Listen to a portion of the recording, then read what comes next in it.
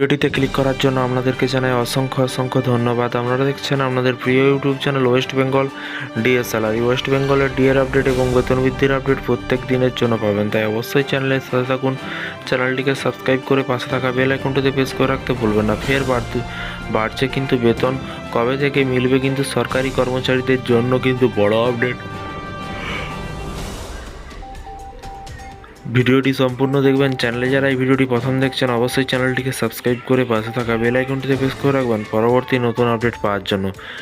একদিকে কেন্দ্রীয় হারে মহার্ঘ ভাতার দাবিতে আন্দোলন চালাচ্ছে বাংলার সরকারি কর্মচারীরা, অন্যদিকে দফায় দফায় ডিএ বেড়ে চলেছে কেন্দ্রীয় অধীনস্থ সরকারি কর্মচারীদের। লোকসভা ভোটের আগেই কিন্তু কেন্দ্রীয় সরকারি কর্মচারীদের 4% মহার্ঘ ভাতা বৃদ্ধি করছে মোদী সরকার এবং আসছে কেন্দ্রের অষ্টম পে কমিশন। সামনে কিন্তু অষ্টম পে কমিশন। আগে কিন্তু 46% হারে ডিএ পেতেন কেন্দ্রীয় সরকারি কর্মচারীরা, ফের 4% বৃদ্ধি পেয়ে তা কিন্তু 50% পৌঁছেছে। বর্তমানে সপ্তম বেতন কমিশনের আওতায় 50% হারে কিন্তু ডিএ পাচ্ছেন কেন্দ্রীয় কর্মচারীরা। নিয়ম অনুসারে কিন্তু মহার্ঘ ভাতার হার 50% পেরোলেই কিন্তু সরকারকে অষ্টম বেতন কমিশন 8 পে কমিশন গঠনের বিষয়ে গুরুত্ব সহকারে বিবেচনা করতে হবে এবং বর্তমানে কেন্দ্রীয় সরকারি কর্মচারীরা এখন অষ্টম পে কমিশনের আশায় কিন্তু রয়েছেন। প্রতি 10 বছর অন্তর অন্তর একটি কেন্দ্রীয় বেতন কমিশন গঠন করা হয়। এর আগে কিন্তু 2014 সালের 28 ফেব্রুয়ারি সপ্তম বেতন কমিশন গঠনের পর কিন্তু